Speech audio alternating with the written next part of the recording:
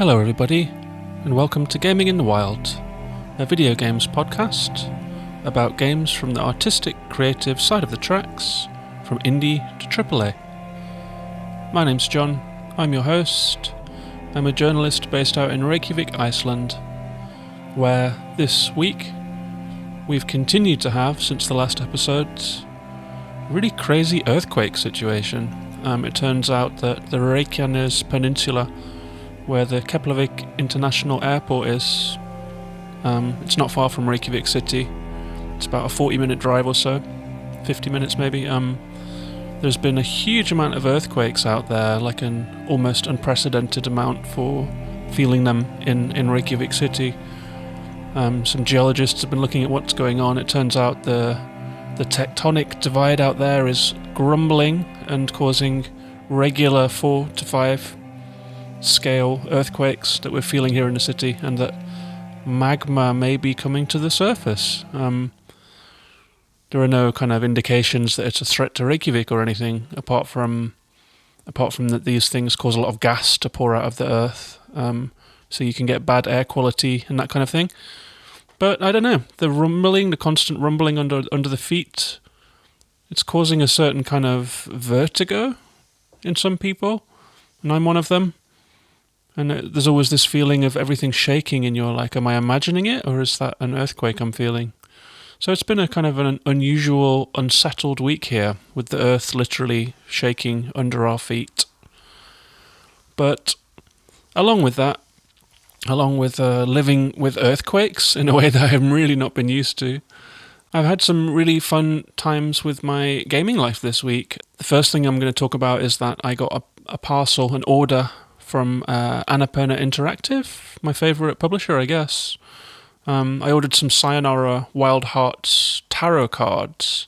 If you've played that game, you'll know that tarot is a theme within the game, and that tarot cards, really stylized ones, appear on the screen to introduce each level, and that you can collect them as you move through the game. And there's like a little index of the Sayonara Wild Hearts tarot. And Annapurna produced a deck of major arcana based on the Sayonara Wild Hearts colour palette and design. They are really beautiful. They're like a deep purple colour, like much of the backdrops of the game. And then the designs themselves are inlaid onto the cards in this beautiful holographic foil.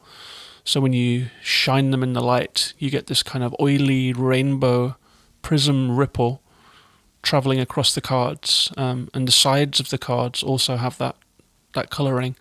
So the Sayonara Wild Hearts Tarot is just absolutely beautiful. I posted it on my Twitter and on my Instagram. Those are at Gaming in the Wild, if you'd like to see my hand modelling of the Sayonara Wild Hearts Tarot. And I was also really happy that the envelope came with an Annapurna Interactive enamel badge, which is like a kind of a stylised cartridge with the Annapurna logo on it, and a couple of pin badges and bits and pieces. So I was thinking, like, as a digital gamer, it's so nice to get the occasional physical product as like an expression of this big interest in games. I feel the same about amiibos, and like I bought a Hyperlight Drifter figurine, and it's really nice to have physical things sometimes. Even though I don't want like shelves full of game cases and all of that kind of plastic and removable media, I actually quite like the convenience of digital, especially living out here in Iceland, where games aren't readily available and you have to pay an awful lot of import tax on things, like a crazy amount of import tax, sometimes more than the object is worth. It's just nuts the way they do it. So digital gaming suits me really well, but I do love having those physical things, so it was a real good mood lifter to get a Sayonara Wild Hearts Tarot. Maybe I'll do some kind of stream or Insta Live or something where I read them for people or pull a card for people. I certainly will for my patrons on Patreon. If you're a patron on Patreon, just hit me up in the Discord, and I'll pull a card for you if you wish. Also, I've been playing a lot more of several games. I've been playing Maquette. I've been playing Fallout 4, that's been my main game, and I've been playing Nuts on my mobile using the Backbone controller to turn it into a mini Switch. But the main game I'll talk about today is A Plague Tale. It's the 2019 kind of medieval Last of Us narrative game. It's 9 or 10 hours long. I had a really good time with it. I have some critique of it, and I have a lot of praise for it too. So that will be the main game that we'll review today. But yeah, I've been playing Fallout 4, which is surprisingly, like I knew I would like it probably as a fan of science fiction games, a fan of narrative games, a fan of open world exploration games. But as someone that doesn't really gel that well with first-person shooters, I didn't know if I would click with it entirely. Like I bounced off BioShock, even though I really like it.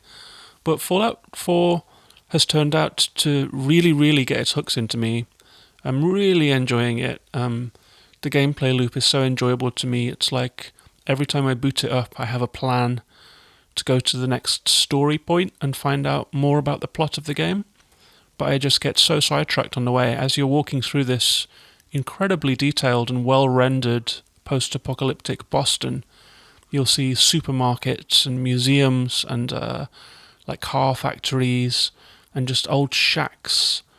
Sunken village that has sunk beneath a flood because of a broken dam, and has had a kind of a bridge structure built across the top of the rooftops, so you can walk across the rooftops. There are kind of motorway overpasses that have kind of smashed and turned into these hulking kind of post-apocalypse sculptures, and so I really get sucked into the world, and I end up finding a supermarket that you can go into, and then realizing that there's a basement there that's infested.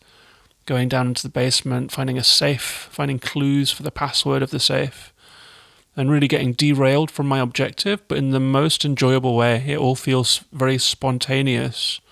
But at the same time, like exploring that supermarket I'm talking about, it actually also felt very cinematic and curated. Like there's a moment when you come into a toilet and the stalls are closed, and you can open each stall door wondering if there is like a feral ghoul inside that's going to jump out at you. And they tricked you out. So like I opened a stall door and there's like a skeleton sitting on the toilet of a human. But then I turned around and there are these kind of thin slit windows at the top of the room because it's in a basement. And the ghouls started slipping in through the windows, like 3 or 4 of them. And my heart beat so fast as I had that little gun battle with them. And so although it's like a first-person shooter, and although it feels somewhat spontaneous and free, it feels like every corner of the world that you come to has been carefully designed to give you a really, really well-prepared, detailed, kind of manicured experience. And so I'm really enjoying that game. I'm really in awe of it. I'm spending a lot of time thinking about playing it even when I'm not, and that's the sign of a really good game, I think, when when you're really in love with something, when you wake up and you think, oh, I can't wait to get on the PlayStation and do a couple of hours of that game. I think the last time I had this, I had it with the Outer Wilds. I remember that one took over my mind. And even when I wasn't thinking about it, I was on some level. And Fallout 4 has gotten to that level of addiction. So after I finished recording this show, I think I will go and hop on to Fallout 4. I also played Maquette for the first time. It's a brand new game that came out recently, last week, I think. Maybe on Monday of this week, actually, it came out. It's a first-person puzzle game in the style of Superliminal, The Witness, Portal, things like that. But it's very different from all of those games in mood. It has this kind of Wes Anderson style to it, with very vivid colours, very bright colours, kind of fairy lights strewn across the environments that you walk through, lush gardens, fairground with a huge carousel, which contains a maquette of the world that you're walking through. So there's a small model of the world that you walk through, and you can drop items into that model. Say you find a little, let's say a bridge, a model of a bridge that you can pick up and hold. If you drop it into the maquette and then look around behind you, you'll see a huge version of it dropping into the world as it stands. So there's this kind of size manipulation between objects inside the maquette and the way that they exist outside of the maquette, and you can make things bigger, make things smaller, and there's lots of scale puzzles and things like that. It was really fun. It's really in my wheelhouse, but I have had a couple of complaints about it too. Some of the puzzles seem a little blunt, like you get one object and you do one thing with it, and that's kind of it for that puzzle. And there's also a kind of a love story. My heart sank when I heard the love story part, honestly, because I love the idea of moving through this mysterious world, not knowing quite what is up, but there is a kind of a love story stapled on there, so occasionally you'll get a voiceover about a young couple meeting in a coffee house, bonding over a sketchbook, getting to know each other, and this kind of punctuates your experience of coming through the world of Maquette. These little chapters of love story. And honestly, it's quite a vanilla love story. It's a little bit kind of romantic, lightweight movie style, like meeting cute, as they say. And then just getting to know each other, spending time together, doing things together, and you're kind of walking through a map of this relationship. But unfortunately, the relationship so far is not interesting. It's a relationship with no personality to it. It feels very bland to me. And so I've become a little irritated by these love story sections that are interrupting my experience of this quite beautifully rendered world. So the way that music is used in the game is also very cool. They use real old songs that feel like they're from the 50s, maybe.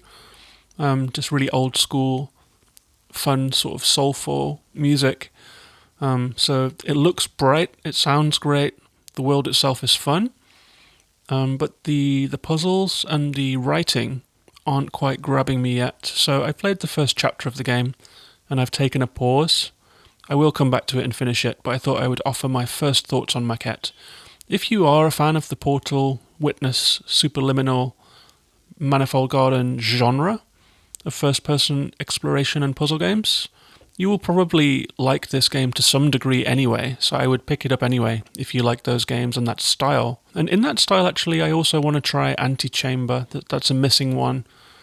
And a couple of other games, the Talos Principle. Those are a couple that I'm missing from my kind of exploration of this genre. And I will play the rest of Maquette. It's very appealing, and I'll get to it and offer some further thoughts after I've completed it. And the final game that I've really spent time with this week is Nuts. It's the game that came out on Apple Arcade, Steam and Switch a few weeks ago. Reagan over on the Short Game pointed out to me that it was made by people in Iceland, which is really interesting to me. Like I'm kind of scouting out the local dev scene here just to see who is out there making games and what's being made, just out of a general interest about what's happening within the creative community around me. And so I actually got in touch with the guys who made that game, Torvi and June. They're two of a team of 5. And it turns out that they're headquartered not far from me, a couple of kilometers away, in a kind of an innovation center. So I popped along to meet them and talk to them and just put faces to names. And I had a really nice time with them. It was really fun to meet them and to discuss the development of the game and just hear about what they're working on now, kind of standardizing the game across different platforms and just doing some post-release work and working on various other interesting projects too. So once I've finished Nuts, which I'm having a really good time with, it's a game about surveilling squirrels. So it has a kind of a reference with Firewatch, I would say, in that you're in a cabin in the wilds doing interesting but also mundane tasks. Like in Firewatch, you're kind of clearing away wood or watching out for fires or interrupting some teens that are partying or like going to tell some people off for launching fireworks, which they shouldn't do in a national park, of course. And in this game, you're kind of taking out cameras to set them up, surveilling squirrels by night, going back to review the footage and find out what the squirrels are doing. Turns out they're doing some quite interesting things. And so I've been really enjoying the game. I'm enjoying the art style, enjoying the kind of, I think it plays very well and controls well. And there is an interesting hook to the story mixed with this kind of calm, repetitive activity of moving your cameras to track the squirrels' movements and find out where they're coming from or going to. I think I'm on chapter 3 now. I'm not sure how many there are. I think it's 5 or 6. So I'm going to play through that game, and I'll talk about it in more detail afterwards. And I hope to interview Torvi in June about the game's development as well. Later on, it's nice to support Icelandic developers. And if you're interested in Nuts, I can already recommend it. It's a recommendation from me, especially if you like the sound of the calmness of it. It's on Switch, Steam, Apple Arcade. But before I talk about A Plague Tale, I would like to also give a shout out to my new Patreon supporter, Eslo and Midna, obviously a Zelda fan, who signed up for the mid-tier of £2.50 a week on Patreon. So thanks very much to Eslo and Midna for signing up. It means a lot to me. It's a real mood lifter. Every time someone signs up, I get a smile and feel really good about it every time I see that Patreon email. If you are interested in supporting this show on Patreon, whether you're a first-time listener or a long-time listener, you can do so at patreon.com/gaminginthewild from as little as $1, euro, or pound a month, up to $5. And for that, you'll get bonus episodes occasionally. I'm planning one about some new music that I've been listening to. You'll also get weekly sale recommendations for PlayStation and Switch, and you'll get an invite to our Discord community, where I hang out with some friends and listeners and patrons, and we all talk about what we're playing, and we do top fives about different kind of games and share screenshots and give each other recommendations. I found some great games from there. I got a recommendation for Monument Valley the other day, and I've been on my downtime doing a couple of levels of that here and there. Really, really fun. I always like to pop in there, see what people are playing. It's a really nice, cozy little corner of the internet. So if you're interested in joining us on Discord, getting extra episodes and showing support for this show, then it's patreon.com/gaminginthewild. Thanks very much to Eslo, thanks to all my patrons, and thanks to you if you're considering becoming a member. And with that said, let's move on and talk about this week's featured game, A Plague Tale.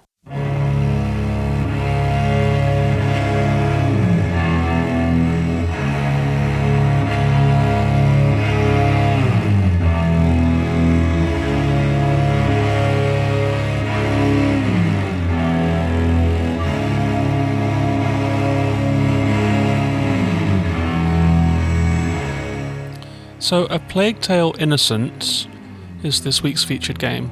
It's A Plague Tale : Innocence, which kind of suggests that it might be the start of something, like there'll be A Plague Tale : something else later. It's a game by Asobo, a French studio. It came out in 2019. Asobo have made a bunch of Pixar games in the past. I was really interested to look up their gameography and see that they've made Pixar games for almost 20 years. They were also involved with Flight Simulator 2020, so they're involved with Microsoft. I think this game is available on Game Pass if you happen to be an Xbox user. It's also available on PlayStation 4, where I played it, and I believe it's available elsewhere too. The composer behind this quite striking soundtrack is Olivier de Rivière. He has made quite an unusual and really memorable and very effective soundtrack with this kind of groaning cello that you can hear right now. That kind of characterizes the music throughout the game, although the piece we're listening to now, called Inquisition, is kind of the bad guy music. It's a little bit like the Darth Vader theme from Star Wars. But I love this kind of music. I love strings. I love especially low strings that have that really spectacular groan to them like this one does. It's deployed very well throughout the game. The game is told in chapters, so it's like a novelistic kind of structure. You'll play through like the intro part where you meet the characters, and then the second chapter with a little bit of journeying and so forth. So it's cut up into nice chunks for you. And as a game at the length that it is, which is, I think I played it in, I can't remember, I might have been quite slow and played it in 12 hours, but it's listed as being a 9 or 10 hour game. It's really well designed so that you could play it episodically quite easy. It's not a game where you have to put it down, go away, come back and kind of reacquaint yourself with where you're at exactly. It's done very well so that you could play like a 20-minute, half-hour session or a 1-hour session, go away, come back, remember all the controls, and remember where you're at in the plot, and move on. And it's very cinematic also. There's a lot of great cinematography, set pieces, a lot of cutscenes, and pretty solid dialogue throughout. But I'm getting a bit ahead of myself here. First of all, I'll describe the scenario of this game. You play as Amicia de Rune, a young French noblewoman who is tasked with looking after her kid's brother Hugo, a young child. Amicia is probably in her early teens, but Hugo is a really young kid. He needs to be looked after all the time. He's scared and he wants his mom and that sort of thing. The game is set in medieval France during the 100 Years' War, the war between England and France that lasted a really long time, 100 years, no less. And in the middle of this war, somewhat unbelievably, there was an outbreak of the plague, the Black Death, that swept across Europe and killed a huge amount of people, an estimated 25 million people. It was spread by rats, famously, and that is the kind of the hook of this game. It's the presence of rats who are given a kind of a, not just like scurrying around in houses and kind of something to be feared, attracted to trash and humans and biting people, but rather is gifted a kind of a more malevolent kind of overarching presence of the rats throughout the game. Like there's more to the rats in this game than meets the eye or matches the historical record. So they're a very interesting kind of presence, a dark presence throughout the game. But the game begins in quite a chill kind of way, actually. Like you are Amicia and you walk through the de Rune estate, and you can kind of walk through the trees. You can see people around you like chopping wood and preparing food and doing the kind of things. It's like a little sort of walled village estate. So there are all these workers buzzing around doing stuff, and you walk through the farm area. You can see the farm animals, see people going about their tasks. There's someone there who will give you a little bit of catapult training so you can figure out how to use your slingshot. And as you're walking around, these characters are all talking to each other. They're talking about rumours.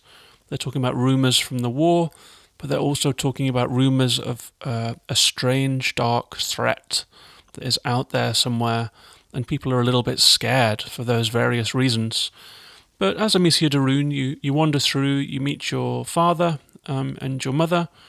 Hugo is kind of secreted away, a little bit like the main character of The Secret Garden, like a little bit of a sickly child who Amicia doesn't really know. And the father says, let's go out into the woods to investigate one of these rumours. So you go out into the woods with your dad, you get a bit of backstory. It's beautifully rendered, like the trees and leaves and the colours, the foliage and the kind of the lush plant life of this countryside is fantastic. And if you've listened to this show at all, you'll know that I'm an absolute sucker for wonderful depictions of nature in games. And A Plague Tale, for a game of this type, I guess it's not exactly a AAA game, but it's about as close as you can get without being one from the looks of it. Like the audio-visual presentation of this game is utterly flawless. It runs perfectly and it looks spectacularly good. Like the visuals are so striking.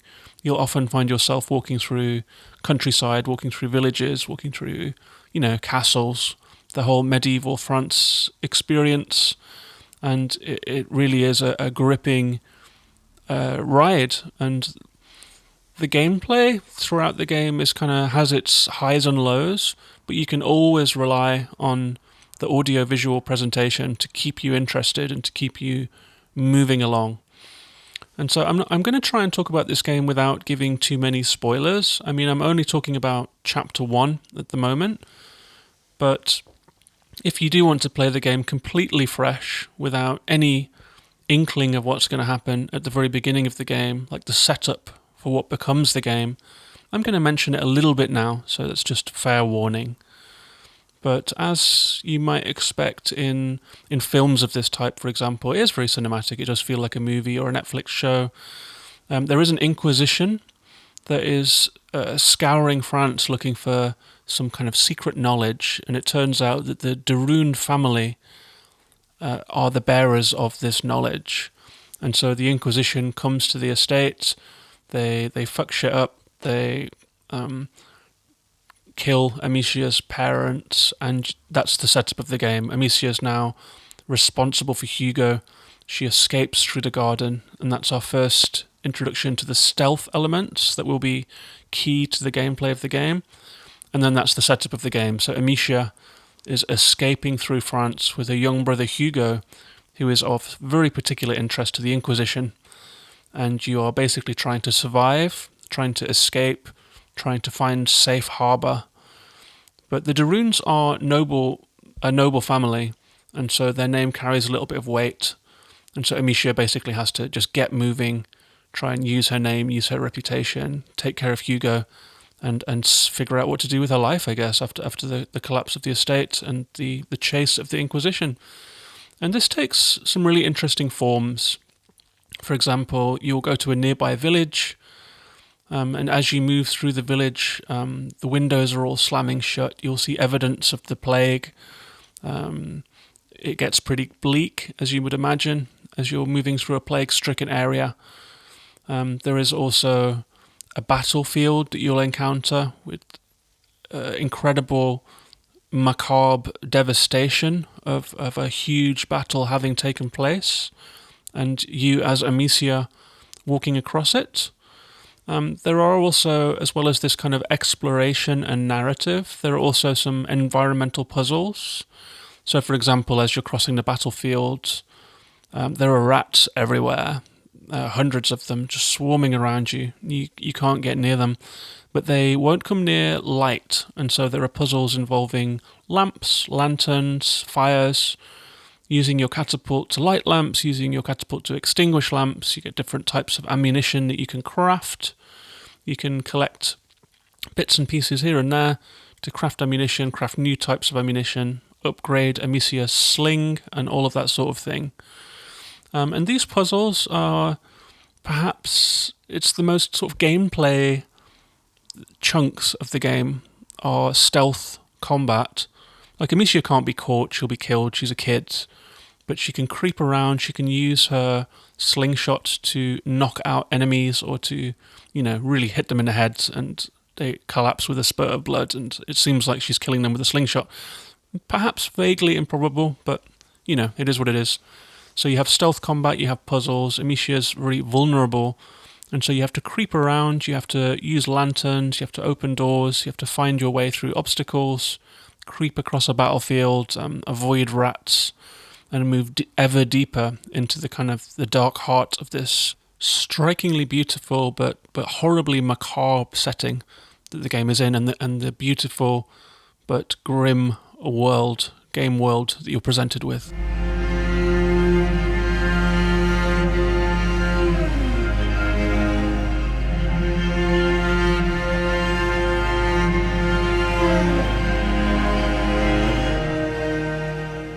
And so there is a lot to like about A Plague Tale. I found it to be a really striking and involving experience. I think the first half of the game, particularly, is very well done, very well judged. The way that you're pulled along through the story is very striking. It's like a very good movie. You really are drawn to see what's happening next, what's coming next. You feel increasingly protective of Hugo and Amicia. And the story evolves in some really interesting directions. So it's a good ride. It's a good ride that goes to some dark places.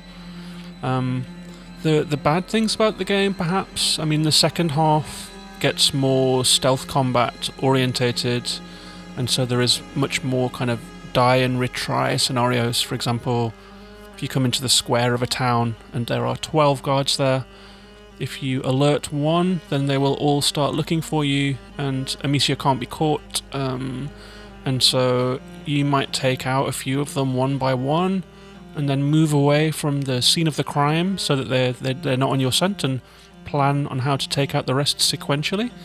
But if you mess up, if you're spotted, and sometimes being spotted is a little spotty, it feels like perhaps you look like you were hidden, but you'll catch someone's eye when you were hiding behind a crate or whatever, and you'll be like, wait a minute, I was hidden, wasn't I? But it's too late. They kind of charge you down, and you have nowhere to run, and then you have to do the whole thing again. And so there are a few sections as the game presses on that become a little frustrating. It's not an incredibly challenging game, but there are these kind of peaks where the momentum of the story is halted a little. And it is a narrative-led game, and so it has a cinematic tension that draws you along. That's the main thrust of the game, is to get further into the story and find out where it's taking you. And so if you're made to do the same action sequence 5 times and see Amicia die 5 times and have to restart it again, it really takes the steam out of the story, it takes the speed out of the story and starts to feel a little bit grindy. So the stealth combat is, it's okay, it's fine, it's not exactly, I don't know, it's not exactly sharp. It's a little bit muddy, the way that you move and kind of, like I said, the hiding and things like that. So it's kind of, you just have to get through it, and that's a little bit unfortunate in a way, because the game is so well crafted audio-visually, and the voice acting is at a really high standard, the writing is at a high standard, the gameplay itself is a little clunky, and the integration of gameplay with storytelling, it does feel sometimes like you're going through the motions of carrying out some tasks because it's a game, and in games you have to carry out tasks, rather than just telling the story at its own pace. It's like, let's put a bunch of pushing stuff, puzzles and levers in your way, and the player will get through that. And it just feels like getting through it sometimes. But I know that my taste is specific. Others might enjoy the kind of the gamey puzzles that the game drops in your way, that you have to get through to get the story. It's not my favourite thing to feel like, like a hamster tapping the food button to get little pellets of story. It's never something that I like. But it is always a challenge for game makers to integrate story and gameplay in these narrative, cinematic Last of Us type games. And A Plague Tale is heavily inspired by The Last of Us. In The Last of Us, you play Joel, who's a bit of a powerhouse, but he too has to creep around stealthily whilst looking after a young dependent. So it's a medieval version of that, and rather than sawn-off shotguns and tire irons, you have a little slingshot, and you're a young girl protagonist. But if you like The Last of Us gameplay, then you might really like A Plague Tale's gameplay. I will say that what The Last of Us has in its favour, and is perhaps most famous for, quite deservedly, is the mature writing of it. It's the way that Joel has quite a complex emotional character. Subtle emotional character. He seems to carry a lot of weight from his past, and we see that playing out in his psychology and his decision-making. And the same with Ellie. Ellie is like a very deep and well thought out character who kind of rings true most of the time. A Plague Tale doesn't have that level of sophistication to it. It's much more Netflixy, whereas, ironically, considering that The Last of Us is getting a next Netflix series, it felt like more mature writing. And A Plague Tale feels a little more like a kind of action-y kind of movie script, whereas The Last of Us just felt very human, and it was that humanity that really elevated it. So I can kind of see why A Plague Tale didn't quite hit the same heights of success, despite being, it looks superior to The Last of Us, and it in many ways is in presentation, but it doesn't have that kind of that depth and that maturity that the writing of The Last of Us had. The story will at some points feel familiar to you, but for all of that critique that I've just levelled at the game, I do think that it is, it's accomplished. It makes you care for Amicia and Hugo. It has some fantastic set pieces, some great scenery, whether it's the macabre battlefield or, an abandoned castle that you can explore, caves and riversides and villages. It's always just gorgeous to look at, and it really does pull you forward through the game. I had a good time with it. I had a couple of times where I wanted to put it down and step away from it for a while, just because of the repetitious nature of some of the action and stealth sequences. But I did get back to it in the end. I powered through to the final battle, and I really had a good time with the game. I can recommend it. It's on sale now, I believe, and it's often on sale. It's on Xbox Game Pass. I'm surprised it's not on PlayStation now, but I wouldn't be surprised to see it there at some point. And I would welcome a sequel. I would like to see a Plague Tale 2 or a Plague Tale : whatever they decide upon. It's a good story, good game world, good characters, and it could be a great standalone, or it could be the start of a really good series. That's A Plague Tale: Innocence.